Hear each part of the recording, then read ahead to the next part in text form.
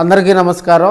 కనిగిరి నియోజకవర్గంలో క్యాడర్కి అండగా ఉండాల్సినటువంటి వైసీపీ ఇన్ఛార్జి ముఖం చాటేశాడు. పార్టీ ఆఫీసు కూడా వెంచర్లోకి మార్చాడు. 2024 ఎన్నికల ఎఫెక్ట్ అనుకుంటా ఆయన పత్తా లేకుండా పోయాడు. కార్యక్రమాల్లో కూడా యాక్టివ్గా లేకపోతుంటూ క్యాడర్ అయితే కొంత డేలా పడ్డింది.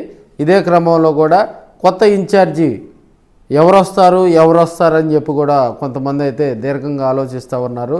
మళ్ళీ పాత ఇన్ఛార్జి బుర్ర మధుసూదన్ చూపు కూడా కనిగిరి కాన్స్టిట్యున్సీ వైపు పడ్డట్టుగా కూడా ఈ మధ్య కొన్ని మాధ్యమాల్లో మనం చూస్తూ ఉన్నాం. 2019 ఎన్నికల్లో కూడా బుర్ర మధుసూదన్ యాదవ్ ముక్కు ఉగ్ర నరసింహారెడ్డి మీద కూడా భారీ మెజార్టీతో విజయడంకా మోగించడం జరిగింది. సో ఇప్పుడున్న పరిస్థితుల్లో రెడ్లు కొంతమంది ఎమ్మెల్యేగా ఉన్నటువంటి అప్పట్లో ఎమ్మెల్యేగా ఉన్నటువంటి బుర్రాకు రెడ్లు కొంతమంది కూడా ఆయనను వ్యతిరేకించడం, ఆయన కందుకూరుకు మార్చి అదే స్థానంలో కూడా మళ్ళీ యాదవ్ సామాజిక వర్గానికి చెందినటువంటి దద్దాల నారాయణ కూడా జగన్మోహన్ రెడ్డి తీసుకొచ్చి ఒక ప్రయోగం అయితే చేశాడు. అది బెడిసి కొట్టింది.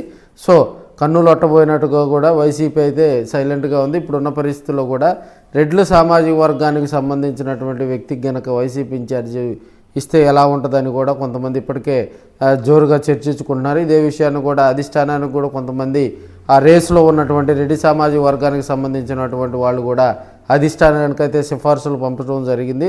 సో నారాయణ యాదవ్ కొంచెం డియాక్టివ్గా ఉన్నట్టుగా కూడా తెలుస్తుంది. యాక్టివ్గా ఉన్నటువంటి మంచి ఒక మాస్ లీడరు, అదేవిధంగా ద్వితీయ శ్రేణి నాయకులు అయితే కనిగిరిలో కొంతమంది యాక్టివ్గా ఉన్నారు రెడ్డిల సామాజిక వర్గానికి. ప్రధానంగా యాదవ్ సామాజిక వర్గం, రెడ్ల సామాజిక వర్గం 2019లో బుర్రా మధుసూదన్ యాదవ్ను వైసీపీలో ఆశీర్వదించారు.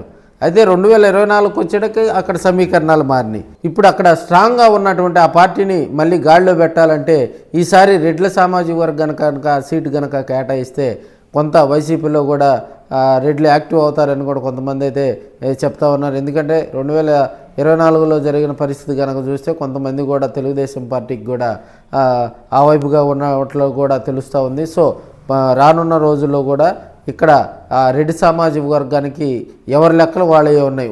అయితే అధిష్టానం అక్కడ ఇన్ఛార్జిని మార్చాలనే ఆలోచన రావడంతో కూడా జగన్మోహన్ రెడ్డికి ఇప్పటికే సామాజిక వర్గాల విశ్లేషణలో కూడా సామాజిక వర్గాలు ఎవరికి వారు మాకు కేటాయించాలని కూడా ఆయనకు ఆ రేసులో ఉన్నట్టుగా కూడా తెలుస్తుంది. మరి కొన్ని రోజుల్లో కూడా ఆ నియోజకవర్గానికి ఒక స్ట్రాంగ్ రెడ్డి సామాజిక వర్గం కానీ లేకపోతే ఇతర సామాజిక వర్గ లీడర్లు కూడా వచ్చే అవకాశాలు అయితే ఉన్నాయి.